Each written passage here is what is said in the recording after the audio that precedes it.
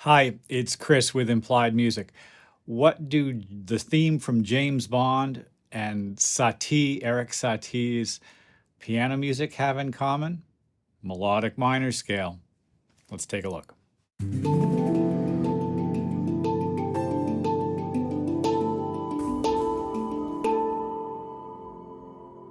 Well, I'm grateful to Matteo for asking about this. After my video yesterday, he said, "Hey, doesn't Gnossienne number one have that same quality?" Well, he's right.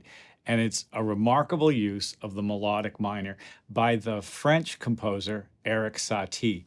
He lived and worked in and around Paris at the beginning of the 20th century.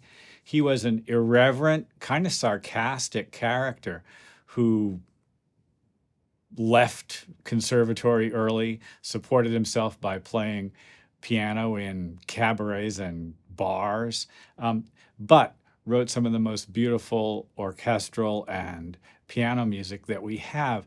It's it steps away from the overly romantic music of French composers like Debussy from that period, and sometimes is actually a little bit cheeky.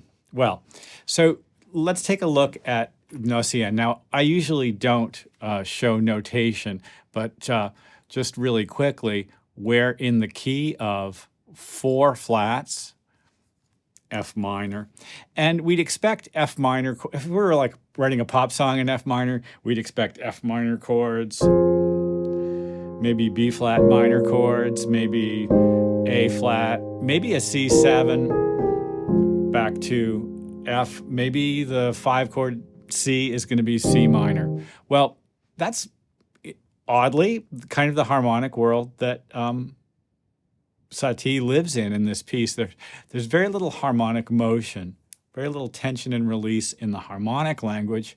Instead, it's in the melody. And here's I'll just point it out on the score, and then we'll listen to it. There are some surprising notes. That D natural is part of the ascending melodic minor, the sixth step. But perhaps more surprisingly, this tone here, the B natural, is a raised fourth degree. Here it is.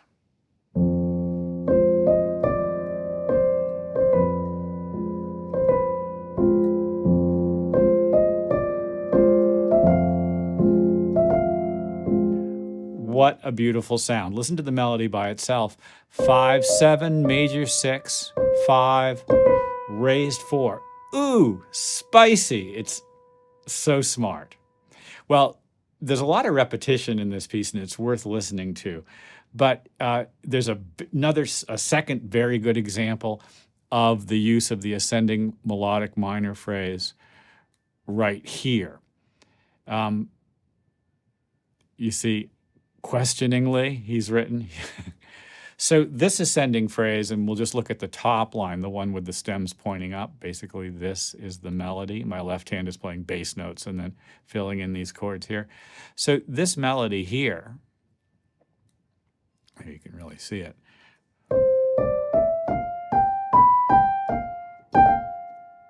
So pretty. 5, 6, major 6, major 7.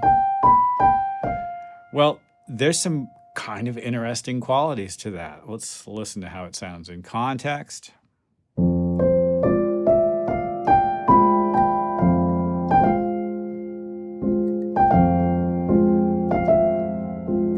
Going on to the next line. Well, there's, as I said, basically just a kind of a slow unfolding of these two or three themes. There's a beautiful moment where it gets big and goes to B flat major, and then it gently resolves. Satie was drawing on influences undoubtedly from the States, from American composers like Scott Joplin. There's no question in my mind he was aware of that bluesy sound. And also he had a world music perspective that many of his European contemporaries did not share. Satie was embraced by a group of young composers called the Six right around that time, kind of as their guardian angel. He was a little bit older than they were. And again, just Satie had a fascinating life. He was uh, involved in the Rosicrucian movement. I think Gnossienne kind of is uh, a word that means knowing or something like that. But he never let go of that slightly twisted, angular way of thinking. He was a heavy drinker and died too young. By the time he was my age, he'd been dead 3 or 4 years. um, and lived alone his whole life. He provides a body of work that's well worth checking out. Eric Satie, great piano music, remarkable orchestral music, uh, and obviously a lover of the James Bond theme. Hey, I hope this has been useful. Shout out to Matteo for asking the question, and it's fun to just take a look at the score again. It's kind of an intermediate piano piece I haven't looked at for a while. I'll see you next time.